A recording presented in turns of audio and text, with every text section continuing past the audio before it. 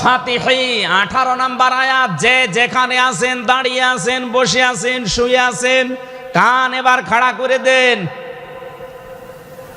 হুদায়বিয়ার সন্ধির যে ঘটনা আমরা শুনেছি এতদিন পর্যন্ত, শুধু শুনেছি অনেকে, কিন্তু এখান থেকে শিক্ষাটা আজ অনেকে নেয়নি।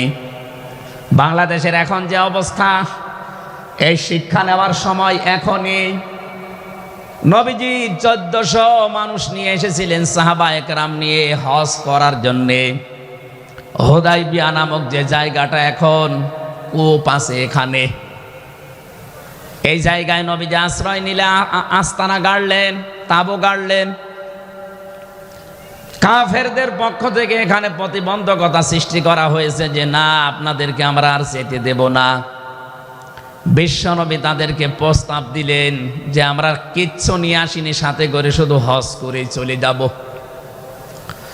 কাফেরদের পক্ষ থেকে আওয়াজ এলো না, আপনাকে আমরা যেতে দেব না, তবে আমাদের একটা প্রস্তাব আছে।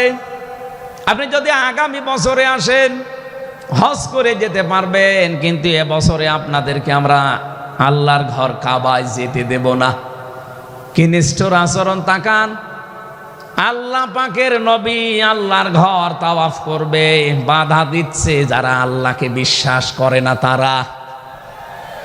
এ বাংলাদেশে 50টা বছর কোরআনে কারীম প্রচার করেছে যারা, কোরআনের পাখি শহীদ আল্লামা দেলাওয়ার হোসাইন সাইদি রহমতুল্লাহ আলাইহি, তার নামে মামলা দেওয়া হয়, কেস দেওয়া হয়, তিনি নাকি ধর্মীয় অনুভূতিতে আঘাত দিয়েছে। আমার তো মনে হয় 1500 বছর আগে নবীজিকে যারা বাধা দিয়েছিল আল্লাহর ঘর কাবায় হজ করতে দেবে না, 1500 বছর পরে যেন তাদের প্রেতাত্মারাই ফিরে এসেছে। আল্লাহর নবী বললেন ঠিক আছে, ওসমানকে পাঠালাম। হযরত ওসমান ইবনে আফফান রাদিয়াল্লাহু তাআলা আনহু তিনি গেলেন। হযরত ওসমানকে তারা আটক করার পরে ঘোষণা দিয়ে দিল, কতিলা ওসমান ইবনে আফফান, ওসমানকে হত্যা করা হয়েছে। এ সংবাদ যখন নবীজির কাছে এসেছে, যশোরবাসী খুব খেয়াল করেন, এখানে হযরতে ওসমানকে তারা হত্যা করার ঘোষণা দিয়ে মিথ্যা একটা সংবাদ পাঠিয়ে দিয়েছে নবীজির কাছে। নবীজি সাহাবায়ে কেরামকে বললেন, যারা ইহরামের কাপড় পরে এসেছিলে সব এখন খুলে ফেলো। সাহাবায়ে কেরাম বলেন, হে রাসূল, ইহরামের কাপড় খুললে হজ? বলে হজ আগামী বছর। ও বাংলার মুসলমানেরা, আমি কেন বলছি এই আয়াতটা 2-1 মিনিট পরে আপনি টের পাবেন। দ্বিতীয় নম্বর, নবীজি বললেন আজকে রমজান মাস, এটা এ রমজান মাসের এখন আর আধা ঘন্টা 1 ঘন্টার সময় আছে মাত্র ইফতারি করার, এখনই ভেঙে ফেলো, ইফতারি করে ফেলো।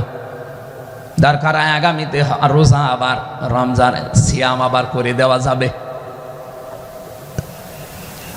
যে 2টা সিদ্ধান্ত নিলেন, 2টাই ফরজ, একটা রোজা, একটা হজ। নবীজি কিন্তু জানতেন ইহরামের কাপড় খুলে ফেললে হজ ভেঙে যাবে, আর একটু পরেই তো ইফতারি করলে রোজাটা হয়ে যায়। বিশ্ব নবী বলেন না, এক্ষুনি রোজা ভেঙে ফেলো। আবার বলছে কান খাড়া করেন, আমি কিন্তু 2 মিনিটের ভেতরে জায়গায় যাব। এত বড় 2টা বড় বড় ফরজ বিধান নবীজি লঙ্ঘন করছেন, কারণটা কি? কারণ একটাই, ওরা একজন নিরপরাধ মানুষকে আটক করে হত্যার ঘোষণা দিয়েছে। আপনি বাংলাদেশকে 15.5 বছরের সাথে ওই ঘটনাটা মিলান। একটা নিরপরাধ মানুষ, মাত্র একজন, তাকে আটক করে হত্যার ঘোষণা দেওয়ার কারণে যদি নবী মুহাম্মদ রাসূলুল্লাহ হজ ছেড়ে দিতে পারেন, রোজা ছেড়ে দিতে পারেন, তিনি ওই বাবলা গাছের নিচে হাত দিলেন।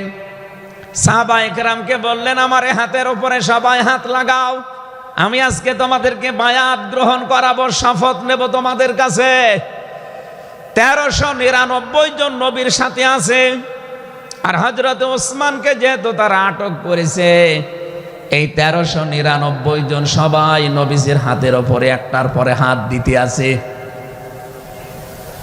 বিশ্বনবী ডাক দিয়ে বলেন, সাহাবীরা, জিবরাইল এই মাত্র সূরা ফাতিহা এই সূরার 18 নম্বর আয়াতটা আমাকে তেলাওয়াত করে শুনিয়ে গেল। জিবরাইল এসেছিল, তোমরা কেউ দেখতে পাওনি। জিবরাইল আয়াতটা শুনিয়েছে, লাকাদ রাদিয়াল্লাহু আনিল মুমিনিনা ইয ইউবাইউনাকা তাহতাশ শাজারাতি ফাআলিমা মা ফি কুলুবিহিম ফানজালাস সাকিনাতা আলাইহিম ওয়া আসাবাহুম ফাতহান করিবা। খুব খেয়াল করেন, সেই সময় পর্যন্ত আমি চলে এসেছি। নবীজি নিজের বাম হাতটা সাহাবায়ে কেরামদের উপরে রেখে বললেন, সাহাবীরা, আজকের এই বায়াতের উপরে, শপথের উপরে আল্লাহ পাক নিজেই জানিয়েছেন যে তিনি রাজি হয়ে গেছেন। আয়াতটা শুরু করার আগে আল্লাহ দুইটা তাকিদ দিয়েছেন, লাম এবং কদ। লাকাদ রাদিয়াল্লাহু আনিল মুমিনিন। আল্লাহ পাক বলেন, আমি নিজে মুমিনদের উপরে অবশ্যই অবশ্যই রাজি হয়ে গেছি। রাজি হব না, হয়ে গেছি। তাহতা শাজারাতি, এই গাছের নিচে আপনার হাতের উপরে যারা হাত দিয়ে আজকে শপথ বাক্য পাঠ করছে যে ওসমান হত্যার বদলা না নিয়ে কেউ মদিনায় ফেরত যাবে না, আমি আল্লাহ তাদের মনের খবর যেহেতু জানি, ফাআলিমা মা ফি কুলুবিহিম, তারা যে শপথ নিচ্ছে এটা কিন্তু লোক দেখানোর জন্য না, এটা মন থেকেই। ফানসালাস সাকিনাতা আলাইহিম, তাদের উপরে আমি আল্লাহর প্রশান্তি নাসিল হয়ে গেছে অলরেডি। ওয়া আসাবাহুম ফাতাহান করিবা, তাদেরকে আমি আসন্ন একটা বিজয়ের সুসংবাদ দিচ্ছি। সুতরাং এই বায়াতের দোয়ানের উপরে যেহেতু সবাই হাত দিয়েছে, ওসমানের হাতটা এখানে নেই, হে নবী আপনার বাম হাতটা উপরে তুলে ধরেন, এইটাই আমি ওসমানের হাত হিসাবে মেনে নিলাম। তার মানে 1400 মানুষের উপরে আমি আল্লাহ অলরেডি রাজি হয়ে গেছি। আমার মুসলমান ভাইরা, এবার আমি খেয়াল করার জন্য আর একবার বলছি, এইটা বলার জন্য আমি এতক্ষণ ঘুরছিলাম। একটা নিরপরাধ মানুষকে ওরা মিথ্যা তথ্য ছড়িয়েছে যে আটক করা হয়েছে, মেরে ফেলা হয়েছে, হত্যা করা হয়েছে। নবীজি একজন মানুষের জীবনের বদলা নেওয়ার জন্য 1400 মানুষকে তিনি বায়াত করাচ্ছেন, শপথ বাক্য পাঠ করাচ্ছেন। একটু খেয়াল করেন তো, একজন মানুষের জীবনের জন্য জীবন দিতে প্রস্তুত 1399 জন, আর নবী সহ। এমন বাক্য তিনি পাঠ করিয়েছেন, এমন শপথ নিয়েছেন যে আল্লাহ অলরেডি রাজি হয়ে আয়াত নাজিল করছেন। নবীজি বললেন, ওরা ওসমানকে হত্যা করেছে, ওসমান একজন নিরপরাধ মানুষ। একটা নিরপরাধ মানুষকে বিনা কারণে আটক করে হত্যা করেছে, ওদের কোনো ক্ষমা নেই। আমরা আজকে এই 1400 মানুষ শপথ নিলাম, ওদেরকে হত্যার প্রতিশোধ না নিয়ে আমরা কোনোদিন আর মক্কা মদিনায় ফেরত যাব না। আমার তো মনে হচ্ছে বাংলাদেশে এখনো বহু মানুষ বিনা কারণে যাদেরকে হত্যা করা হয়েছে, নিরপরাধ মানুষগুলোকে ফাঁসির কাস্টে ঝোলানো হয়েছে, কত মানুষকে মৃত্যুর দিকে ঠেলে দিয়েছে। এখনো জিন্দা শহীদ জনাব এটিএম আজহারুল ইসলাম এখনো জেলখানায় পচতেছে। বানানো বিচার ব্যবস্থা, বানানো বিচারপতি, নিজেদের উকিল, নিজেদের পিপি, নিজেদের সাক্ষী, নিজেদের রায় সব দিয়ে একটা মানুষকে আর 17 বছর আপনি আটক করে রেখেছেন। আমার তো মনে হয় এখন সময়ের দাবি, সূরা ফাতিহা থেকে যেহেতু তাফসীর শুনছেন, আজ এই বাংলার 18 কোটি জনগণের উপরে যদি আল্লাহ পাক খুশি হতে চান, এই নিরপরাধ মানুষগুলোকে জেলখানা থেকে মুক্ত করা লাগবে।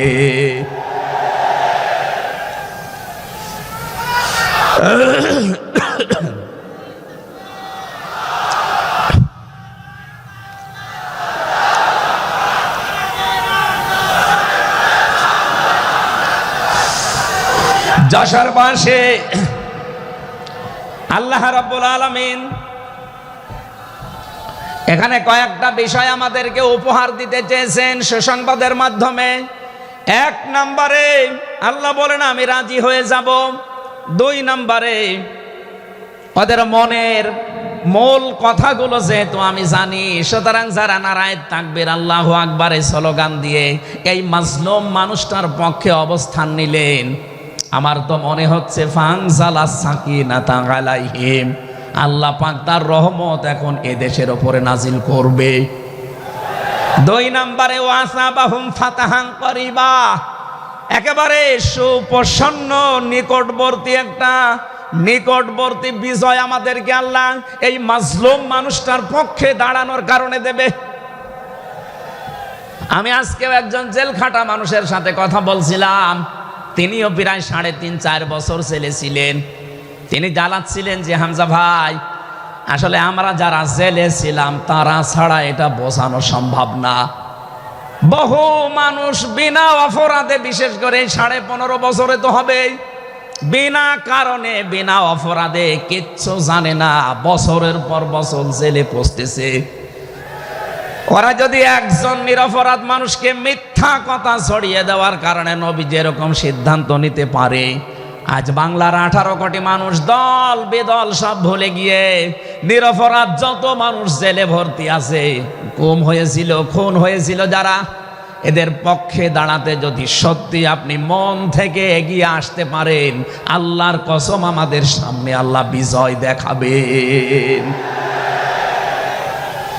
বিজয় আমরা দেখতে পাচ্ছি সূরা কসস 20 নম্বর পারার 4 নম্বর পৃষ্ঠার 15 নম্বর লাইনের 5 নম্বর আয়াত।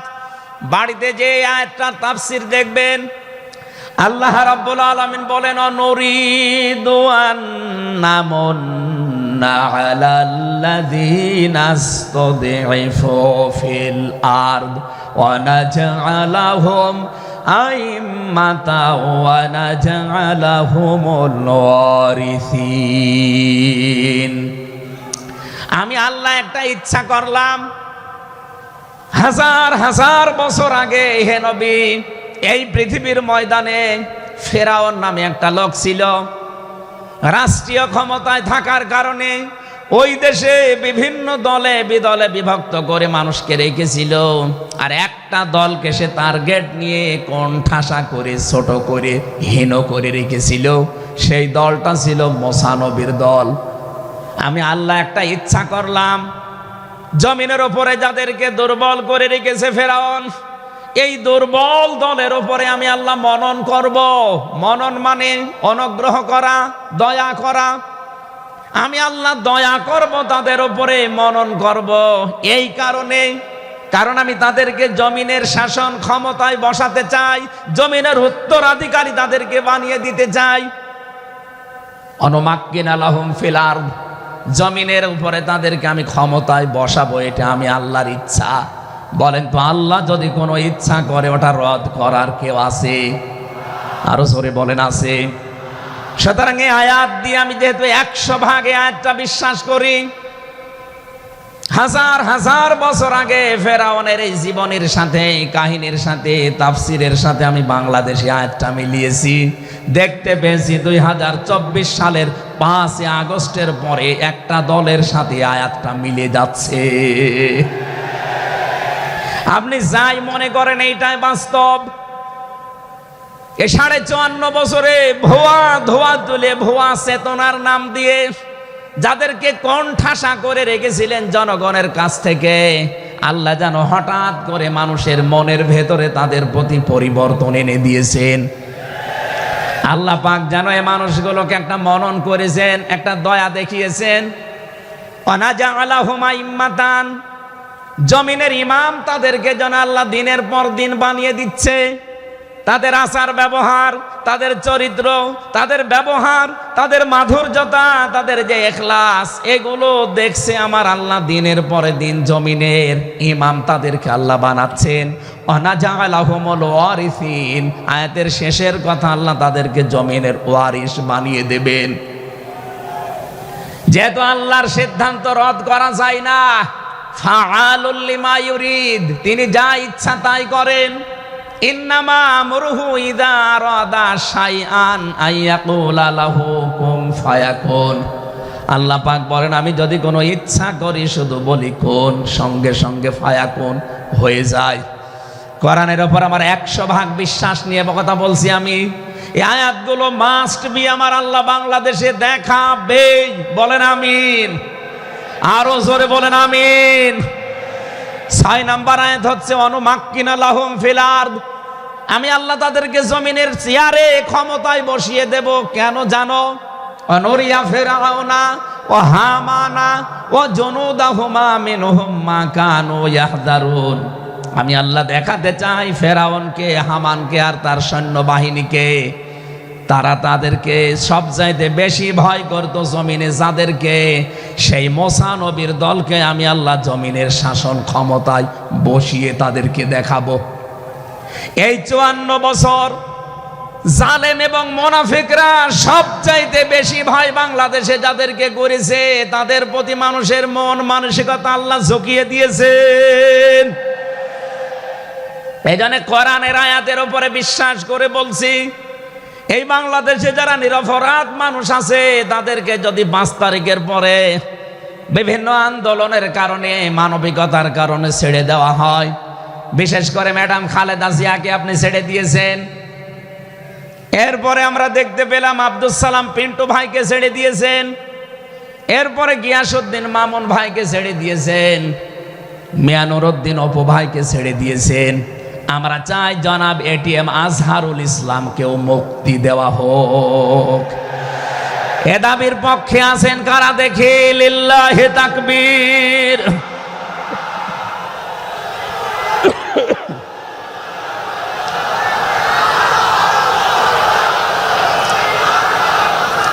আলহামদুলিল্লাহ ভাই, আমি আয়াতটা পড়লাম এই জন্যে, 1500 বছর আগে একটা নিরপরাধ মানুষের পক্ষে দাঁড়ানোর কারণে যদি আল্লাহ এতগুলো সুসংবাদ দিতে পারে, সাকিনা নাজিল করা, সুপ্রসন্ন, একেবারে নিকটবর্তী বিজয় দেওয়া, আমরা যদি আজ নিরপরাধ মানুষগুলো যারা আজ জুলুমের শিকার হয়ে 15.5 বছর 17 বছর মানবেতর জীবন যাপন করছে, আমি তো 3 বছর তার ভুক্তভোগী।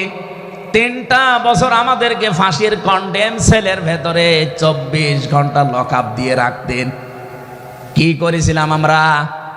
আজকে এই যে মাহফিলের 6 জন আলেমের ভেতরে আমরা 3 জনই এক জায়গায় ছিলাম জেলখানায়, আর বাকি 3 জনের ভেতরে একজন তো বাইরের দেশে, আর 2 জন আব্দুল হাই সাইফুল্লাহ, শাইখ আহমদুল্লাহ, 2 জন মজলুম। তাদেরকেও কোরআনের কথায় দেশে 15.5 বছর আপনারা বলতে দেননি। এজন্য আমি আয়াত থেকে যেটা শিক্ষা দিতে চাই, কাটছাট কথা বলছি। বাংলাদেশে যদি আল্লাহর সাকিনা, প্রশান্তি মনে এবং বাইরে আপনি দেখতে চান, সুপ্রসন্ন বিজয় যদি দেখতে চান, অবশ্যই আপনাকে নিরপরাধ যারা এখনো পর্যন্ত বিভিন্ন জায়গায় মাজলুম হয়ে আছে তাদের পক্ষ নেওয়া লাগবে। এই কথা বলুন। আল্লাহ আজকে আমাদের জীবনে 100% মেনে চলার তৌফিক দেন, বলেন আমিন। এই সূরা ফাতিহা থেকেই আমরা পড়েছি 29 নম্বর আয়াত। আমাদের আলোচনার বিষয় মুহাম্মদুর রাসূলুল্লাহর উম্মত কারা। রব্বুল আলামিন বলেন মুহাম্মদুর রাসূলুল্লাহ, মুহাম্মদ সাল্লাল্লাহু আলাইহি সাল্লাম আল্লাহর রাসূল। হে নবী, দুনিয়ার কেউ যদি আপনার রেসালাত স্বীকার না করে, কেউ যদি সাক্ষী না দেয়, আমি আল্লাহ নিজের সাক্ষী দিয়ে দিলাম আপনি আমার রাসূল। সুতরাং এই বাংলার জমিনে কেউ যদি নবীর আদর্শ না মানে, বিশ্ব নবীর কোনো ক্ষতি হবে না, আল্লাহরও কোনো লস নেই, যত ক্ষতি আমাদের। কথা বলে না কেন? কোরআনের চোখ লাগিয়ে দেখতে পাচ্ছি এদেশে হাজারো মানুষ জাহান্নামে দৌড়াচ্ছে।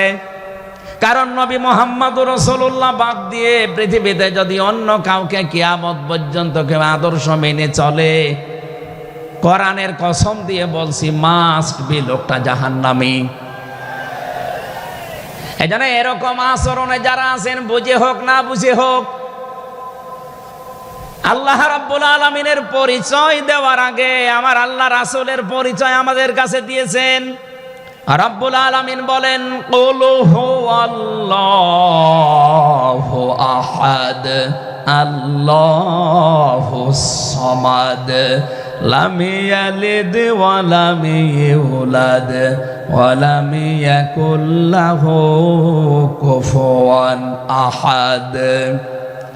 এখানে আল্লাহর একাত্মবাদের শিক্ষা দেওয়া হচ্ছে। আল্লাহ পাক বলেন, হে নবী আপনি বলুন, অথচ শোনানো হচ্ছে যার কথা, তার কথা তো আগে বলার দরকার ছিল। এখানে আগে রেসালাতের ঘোষণাটা দেওয়া হয়েছে, কুল, হে নবী আপনি বলুন। ও বাংলার মুসলমানেরা, ফেরাউনের জীবনী পড়ে আমি দেখেছি সে কিন্তু আল্লাহর একাত্মবাদের ঘোষণা দিয়েছিল, কিন্তু রেসালাতের ঘোষণা দেয়নি, এজন্য লোকটা ঈমান পায়নি। বাংলাদেশে বহু মানুষকে আমরা দেখতে পাচ্ছি আল্লাহর কথা বললেও বলেন আমরা কি নামাজ পড়ি না, রোজা রাখি না, আমি কি হজ করি না, দান সাদকা করি না। এগুলো সব আল্লাহর বিধান। এগুলোর পাশাপাশি আল্লাহর প্রেরিত পুরুষ যিনি আমাদের এই জামানায়, আল্লাহর প্রেরিত পুরুষ যিনি কিয়ামত পর্যন্ত, তার নাম মুহাম্মাদুর রাসূলুল্লাহ। জ্ঞানী মানুষ যারা বসে আছেন এক কথায় তারা বুঝবেন আমি জানি।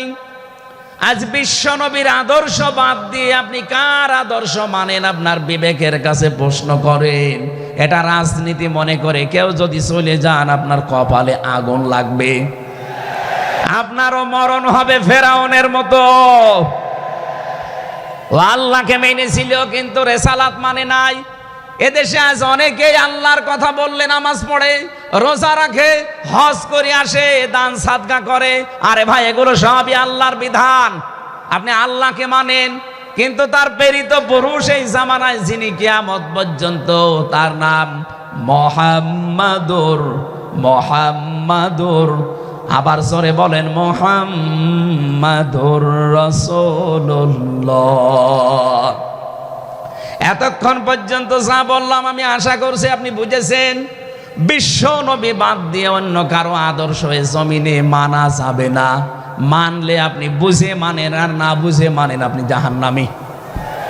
এখন যদি মুসা আলাইহিস সালাম আসে দুনিয়ায়, যদি ঈসা নবী এখন আসে, আর আমরা কেউ যদি আল্লাহর নবী মুহাম্মদুর রাসূলুল্লাহকে বাদ দিয়ে ঈসা নবী, মুসা নবীকেও মেনে চলি, নিছক আপনি জাহান্নামী। এটা রেকর্ড হচ্ছে, সারা দুনিয়ায় যাবে। সূরা আলে ইমরানের ৮০ নম্বর আয়াত। অন্য ধর্মে যারা আছেন, ইহুদি, খ্রিস্টান, আহলে কিতাব যারা দাবি করেন, এমনকি এই মুশরিকদের ভেতরেও যারা, বৌদ্ধদের ভেতরে যারা অমুসলিম, তাদেরকে বলছি আপনারা ভুল পথে আছেন। আপনারা যাদেরকে নবী নাম বলে চলেন, যিশু বলেন ঈসা আলাইহিস সালামকে, মুসা আলাইহিস সালামকে আপনারা যোসেফ বলে ডাকেন। আপনাদের ওই সমস্ত নবীগুলো তাওরাতে, ইনজিলে অলরেডি ঘোষণা দিয়েই গেছে যে আমাদের পরে একজন শেষ নবী আসবে, তার নাম মুহাম্মাদুর রাসূলুল্লাহ বা আহমদ। তাকে যদি তোমরা জীবদ্দশায় পেয়ে যাও, পৃথিবীর সব কিছু ছেড়ে দিয়ে তার আদর্শটা গ্রহণ করবা, নয়তো পথভ্রান্ত হয়ে, পথভ্রষ্ট হয়ে জাহান্নামে যাওয়া লাগবে। যাকে মেনে চলার দাবি করেন সেই যিশু, সেই যোসেফ, হযরত ঈসা নবী, হযরত মুসা নবী, তারাই যেহেতু ঘোষণা তাওরাতে, ইনজিলে দিয়ে দিয়েছে, হয়তো আপনাদের পুরোহিত যারা, ধর্মগুরু যারা, ঠাকুর যারা আপনাদেরকে শোনায় না। এই সত্য বিধান আপনি ইনজিলে পড়েন। আমার শেষের শব্দ ছিল ফিত তাওরাতি ওয়াল ইনজিল। এই দুইটা কিতাব আপনারা আপনারা পড়ে দেখবেন, এখানে আমাদের নবী, শেষ নবীর বর্ণনা আছে ৯০৩ জায়গায়। বলেন আল্লাহু আকবার। আল্লাহ পাক প্রথম শব্দে জানাতে চেয়েছেন, হে নবী, কেউ যদি আপনাকে স্বীকার না করে, কেউ না মানে, আমি আল্লাহ নিজে ঘোষণা দিলাম, ওয়াল্লাযীনা মাআহু আশিদ্দাউ আলাল কুফফার। আপনার সঙ্গে সাথী যারা হবে, আপনার সাথে যারা থাকবে, আপনার উম্মত বলে যারা কিয়ামত পর্যন্ত দাবি করবে, তাদের ভেতরে এই গুণগুলো মাস্ট বি পাওয়া যাবে। যশোরবাসী, এবার আপনাদের জন্যে আপনি মিলান তো, এই আয়াতটা নিজের জীবনে আছে কিনা। ওয়াল্লাযীনা, আর যারা, মাআহু, আপনার সঙ্গে থাকবে, আশিদ্দাউ আলাল কুফফার, তারা কাফেরদের প্রতি বজ্রকণ্ঠ হবে। কালকে মাওলানা মামুনুল হক, আমি ছিলাম কালকে চট্টগ্রামের ফেনীতে, একটু লাইভ দেখেছি। উনি কিন্তু শেষের দিকে এটা জানিয়েছেন, ওঠো বজ্রমুঠি করো, ঘোষণা দাও। এ কথা বলেনি? এই কথা বলেন না কেন? ওনার এইটাই সামারাইজ, আশিদ্দাউ আলাল কুফার, কাফেরদের প্রতি কঠোর হওয়া লাগবে। সেই সময় এখন অলরেডি চলছে। প্রতিবেশী নামে আমাদের যারা আছে, যেহেতু প্রতিবেশী পাল্টানো যায় না, এজন্য আমরা বেশি কিছু বলছি না। আমরা আশা করব যে প্রতিবেশীর চরিত্র পাল্টাবে।